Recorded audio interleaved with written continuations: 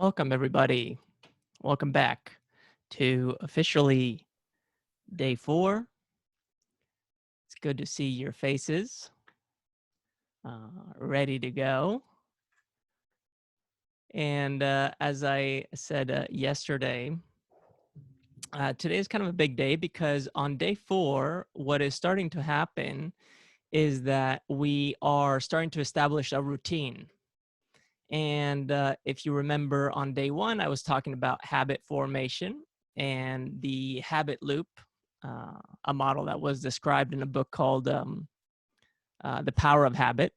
I almost forgot there for a second, where we talked about in order to establish good habits or to be able to program them, we need a cue, something that tells us it's time to go.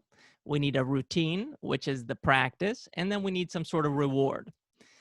On day 4 right now, between day 4 and day 7, we're entering a place of creating routine. And the creation of this routine is now more unconscious than conscious, meaning it's happening in a less deliberate way and in a more reflexive way. It's something that we're now expecting. This is kind of like the example of Pavlov's dogs who started to salivate when they knew it was time to eat.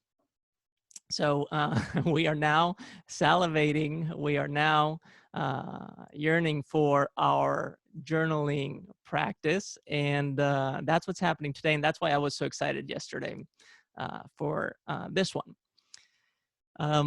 There's a lot to cover today, so my goal is to be as simple, clear, and compelling as I can be, and to fit it in within the 30-minute window, which I believe I can achieve if I am able to get to the point really quickly.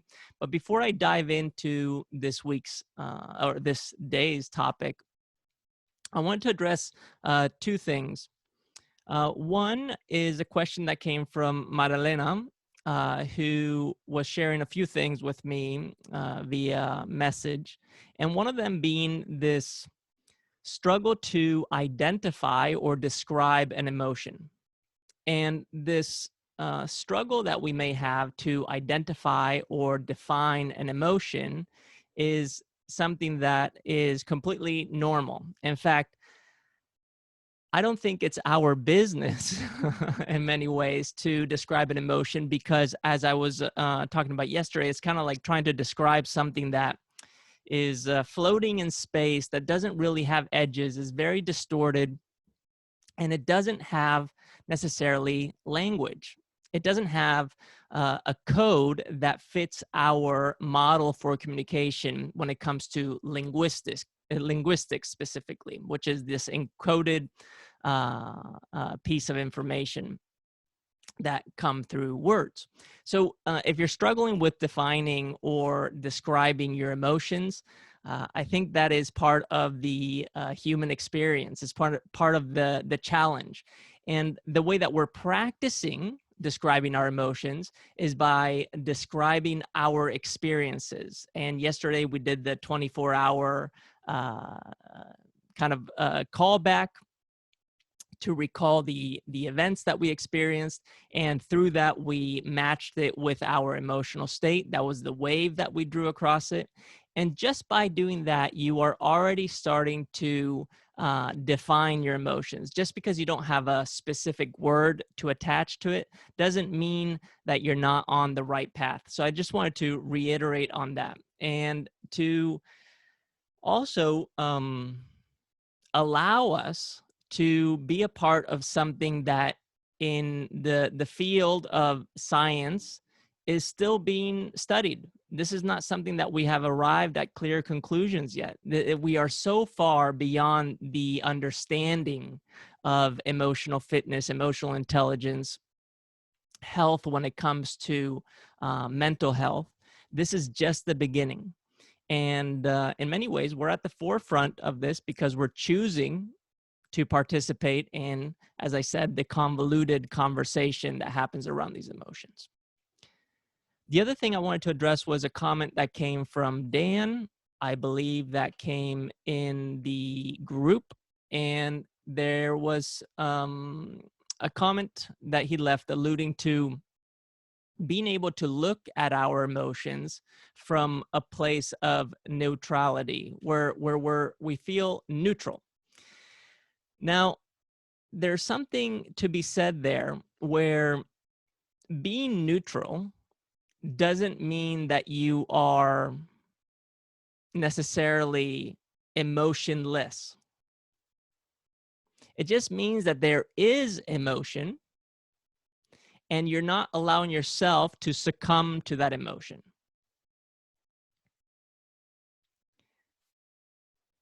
In other words, if we were to relate this to empathy, which I've talked about several times, but I haven't addressed here yet, but we will be diving into it. This comes along the lines of emotional empathy. And emotional empathy is feeling that which somebody else is feeling.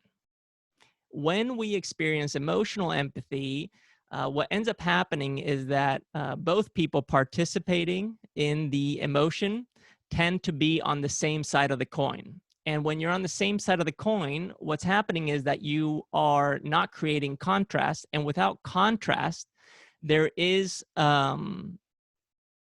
no clarity. And this is a little bit paradoxical, of course, because you would think that if you only had one choice, it would be easy. But what allows us to make decisions is comparison, is contrast.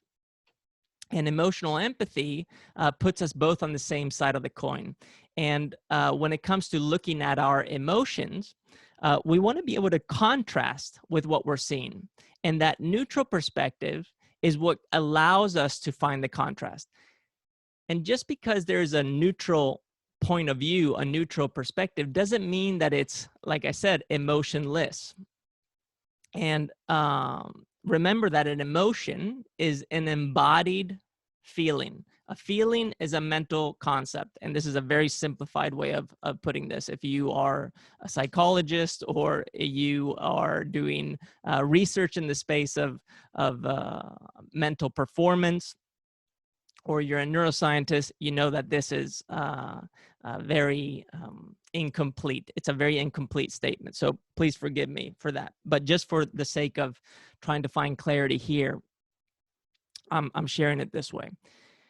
When you look at your emotion from a place of neutrality, where you are neutral, you can still experience a state of awe.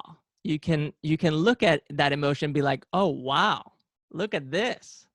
And even experience in that place a state of bliss, a state of well-being, a state of completeness, a state that feels fulfilling.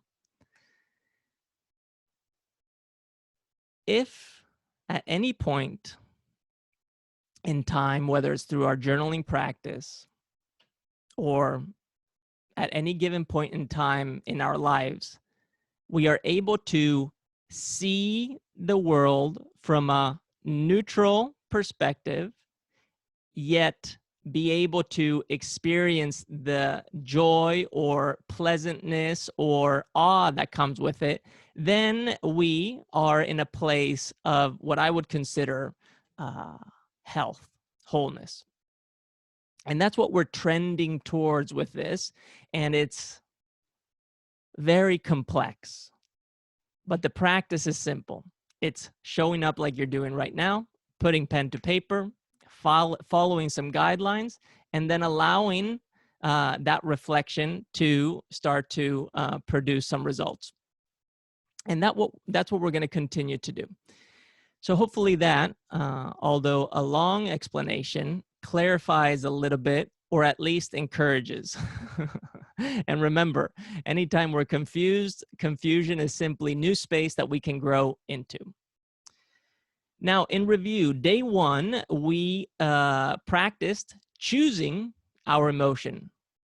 We simply paid attention, noticed, and we said, this is what I'm currently feeling. On day two, we practiced through our journaling becoming aware of that emotion, meaning how we relate to it, what our relationship to that emotion is. On day three, yesterday, we marked our emotion. We put a dot. Remember, we put a dot on this guy so we could see it moving. Now, what is a mark on a memory? Sorry, what is a mark on an emotion? I got ahead of myself. It's a memory. It's a record. Now, a memory is like a chain that connects the past and the present. And as we'll see in week 2 and 3, it also connects us to a future. And memory comes from the word to learn, learning. And learning in Spanish is aprender. And aprender is to take, to capture. And remember how yesterday we talked about emotions being elusive and elusive. Elusive being something that escapes us, and elusive being something that comes from an illusion, a figment of our imagination. When we are remembering, when we are creating a memory, what we're doing is we're capturing a moment in space-time. And that capturing of the moment in space-time is what I addressed as yesterday, the enfolding. We're packaging. We're recording. The word record is do again, cord, rope, tie, to retie. Something that has happened outside of us is being recorded inside of us. And as much as something is happening outside of us and we're recording it inside of us, we can create experiences internally and allow them to be recorded externally. Understanding that this is the power of emotional fitness is the key for becoming healthier, becoming more complete, having that sense of inner knowing, coherence. And coherence is a word we're going to be using next week a fair amount. Now, when it comes to memory, which is marking a moment in space-time and relating it to our body, we have 2 types of memory. We have short-term memory and we have long-term memory. Short-term memory, I believe, we can hold for 30 seconds or less. So these are ideas, information. I believe it's something between 4 and 7 bits of information, pieces of information. So for example, if you're trying to remember a phone number, you can only remember 4 to 7 numbers on average for 30 seconds. On the other hand, we have long-term memory. And the long-term memory is the one that really defines us. This morning when you woke up, you maybe came out of a dream that you were in, or maybe you were in pure darkness. You had already gone through the dream state. And then you opened your eyes and you looked around and you remembered who you are in this world. And that act of remembering is reconnecting with what happened yesterday, last week, last month, last year, your whole life until this point. And this is kind of why long-term memory is so powerful, because we're constantly using it as a foundation for not only identifying who we are, but serving as a platform, as a catalyst, as a starting ground for who we are becoming.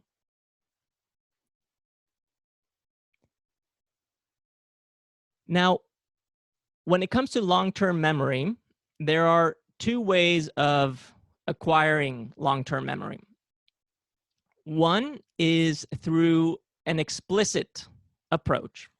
And the explicit approach is the one that is deliberate. You're choosing to participate in it. It's clear. It's being a student. It's saying, I'm going to show up to this journaling session with Carl for 21 days. I am being very deliberate on my practice. I am showing up for it. And in that practice, what you're really doing is you're unfolding, you're opening up, you're cracking up the package that contains the information that you're seeking. And if you're not seeking, it's okay, because the information that's in there, when you see it, you'll realize that you needed to see it. The other way of gaining long-term memory is the implicit way. The implicit way is the one that is reflexive. It happens unconsciously. You're not even aware that it's occurring. And it tends to be unclear. And it comes to us in a way that is enfolding. It's folding into us. An example of explicit and implicit formation of long-term memory would be explicit: I choose to go to school to learn a certain craft. That's explicit. Implicit is I am a baby and I am being nurtured by my parents, my family members, and I am not even aware that their projections onto me, whether they are healthy or unhealthy, are creating a memory in myself. And this memory being a reflection of who we believe we are and how we see the world. We are a product of long-term memory experienced through short-term memory events that are happening in every given point of time that have been assimilated through implicit and explicit experiences. The reason we're here is because we care about continuing to evolve. We want to understand a little bit more about how we function in this world, and maybe even how we can change things. That's why this is important to simply become aware of. Now, when it comes to memory, there are three things we need to keep in mind. And that's that memory can either be recalled, recognized, or relearned.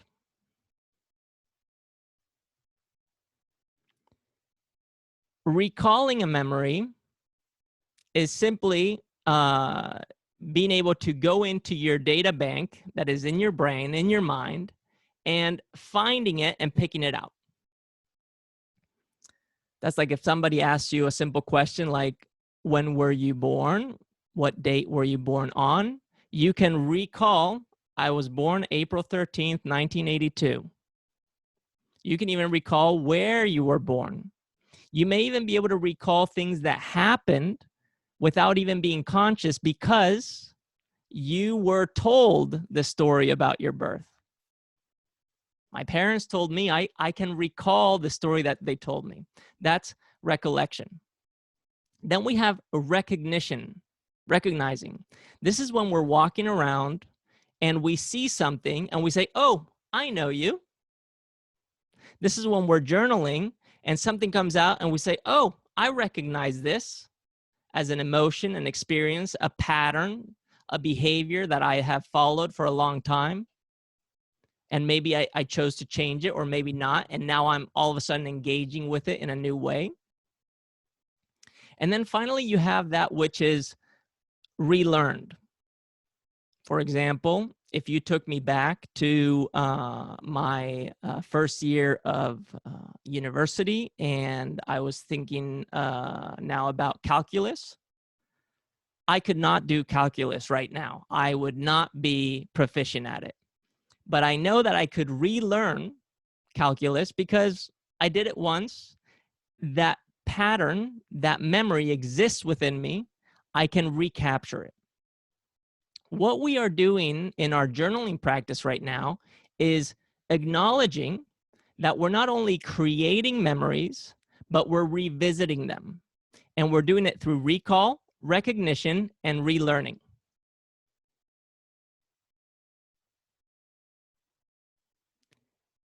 If this can become part of the forefront of how we are approaching our practice, all of a sudden what's happening is that we are taking responsibility. We have a little bit more control. We are starting to put our hands on the steering wheel. And now we can choose to direct it in whatever way we'd like to see it go. And when I say it, I mean ourselves, our lives, our expressions. Remember that this is the week of expression. So that's what we're going to work with today in our journaling. And in our journaling today, we're going to grab our little notebook. And the first thing we're going to do is we're going to revisit the Valence-Arousal Model. And we're going to choose where we fall within the model, which maybe today I'm feeling a little lower energy, but I'm still in a state where I feel positive. So I'm maybe somewhere around there. Once you choose your current emotion, whether you can address it with one word or not, you can name it. I want you to simply write a paragraph or whatever is coming up for you in relationship to that emotion. So you're just going to write a paragraph right underneath it. And now, for fun, this is bonus. Without looking at what you wrote yesterday, can you recall, can you remember where you placed the dot, the circle, on your Valence-Arousal model? Without looking, can you? I would be curious to see if you are precise in your recollection. And the reason is because a lot of times we believe that the experience that we had happened, felt a certain way, when in reality, it tends to be slightly off. And there's a reason for that, and we'll talk about that in future episodes of this series. But I'm very curious for you to test it. So let's see if you can, for fun, just bonus, recall what your feeling was yesterday. See if you can create a little side Valence-Arousal model and then mark your spot, see if you can guess. And then in the comments in the group later on, I would love for you to share how accurate you were. Now, the next step is we're going to draw another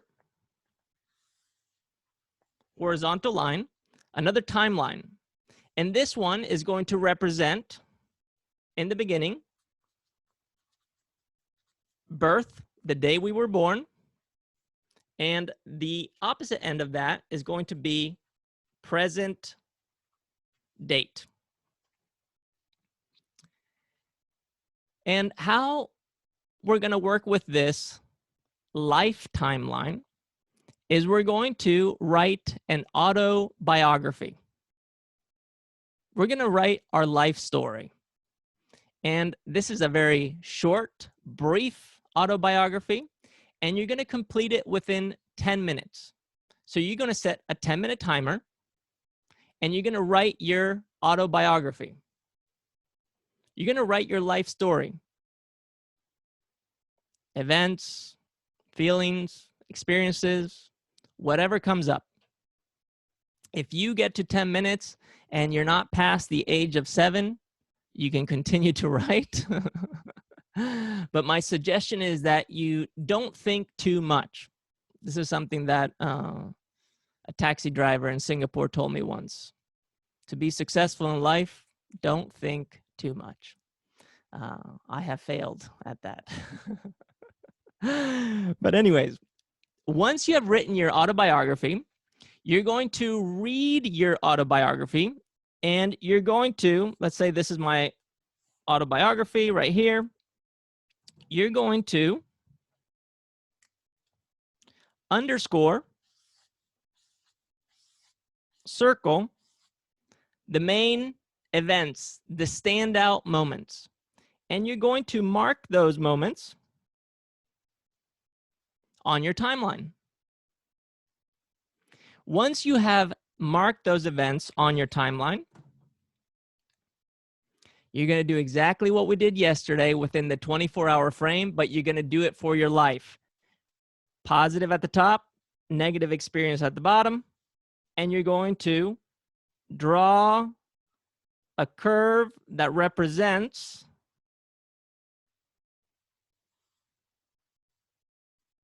how you've experienced your life, what relationship you had with it. Was it pleasant or unpleasant?